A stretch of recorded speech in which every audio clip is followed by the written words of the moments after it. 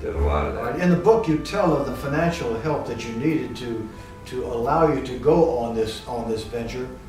You did some gigs in order to raise some money for expenses and food and clothing and perhaps even some overnight stays. But what was the part of a girl, a woman, lady, who helped you in this? Where did she come into this? That happened to be a young lady by the name of Mary Henson, who my brother was dating at the time. And to finish up one little small thing there, you asked about the financial travel. I did sell my car. That's how we raised quite a bit of money in order to build this cart. So that got the cart built. But after we left on the trip, we were all the way to Riverside, California before we did our first engagement, where we actually performed in a hotel.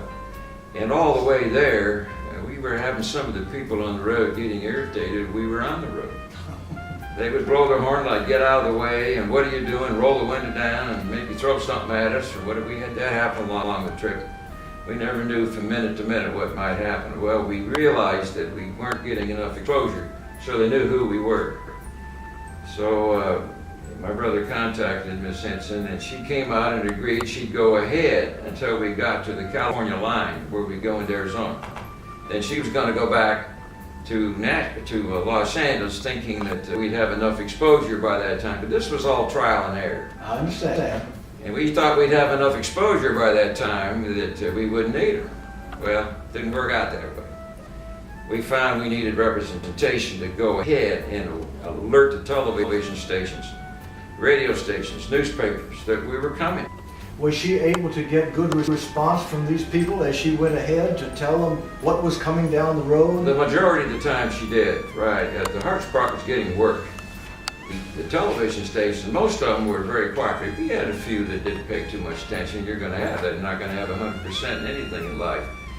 But she did an absolutely fantastic job. And once we got on television, then the ball changed, and the people started realizing who we were, and they would come by and roll the window down the car and hand you $10, and I'd give you their name and drive off. You know who they were. That's wonderful. That's wonderful. That helped a lot when that happened. You better believe it. You know, a long time ago, it was over 50 years, I made a trip from Nashville all the way to California.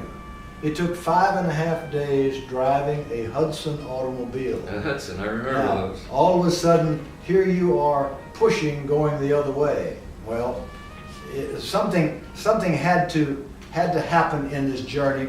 It was filled with, I'm certain, times of crisis, times of frustration, and I just wonder whether or not there was ever a time when you looked at each other and you said, you know, this is not going to work. We just can't do this sort of thing. We need to go back.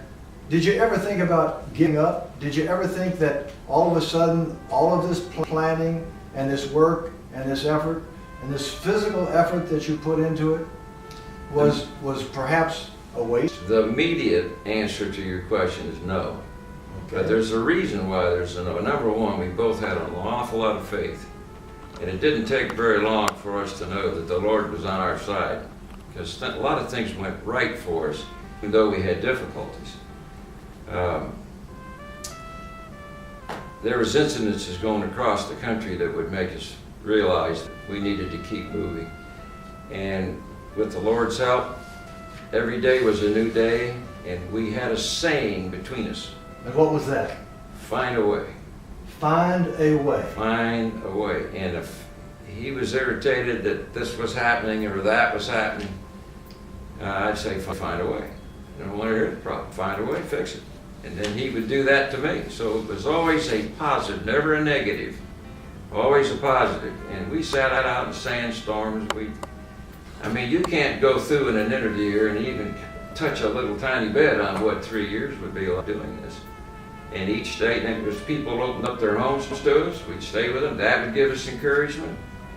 And of course, when we performed, and the reaction that we got from the people, that would spur you on and make you want to keep going. And I know the path you took, you and Roger, going across the country, through the busy streets and roadways, the little towns, the big cities.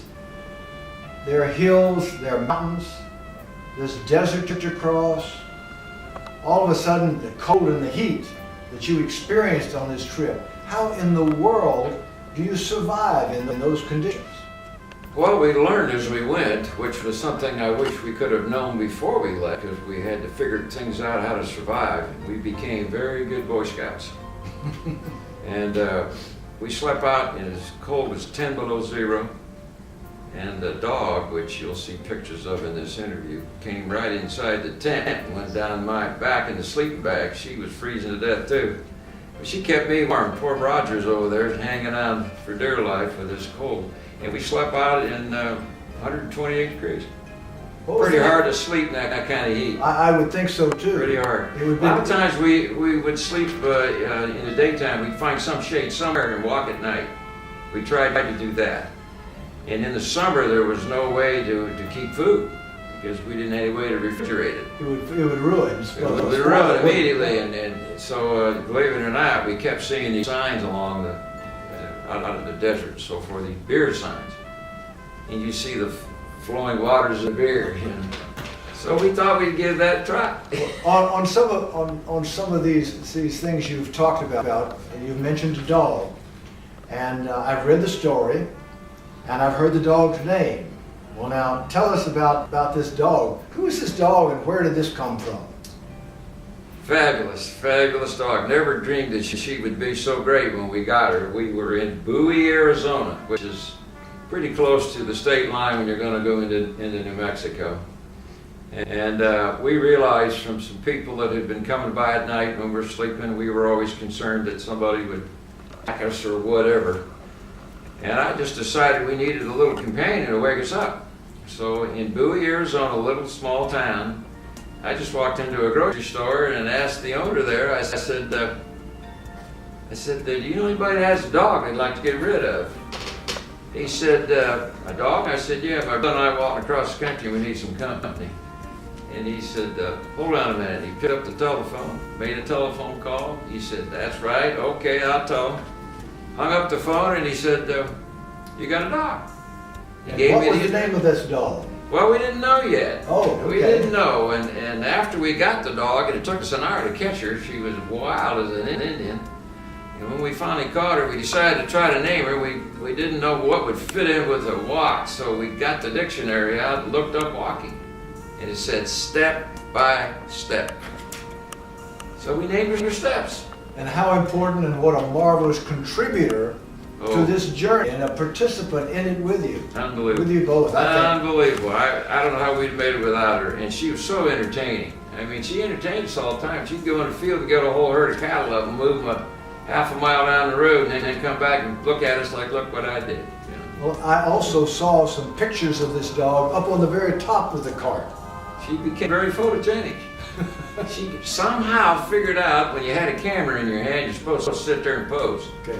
It took about a month to teach her that, but boy, whenever I put her on top of the cart, she'd freeze and just sit there so proud, you know. And she lived to be 13.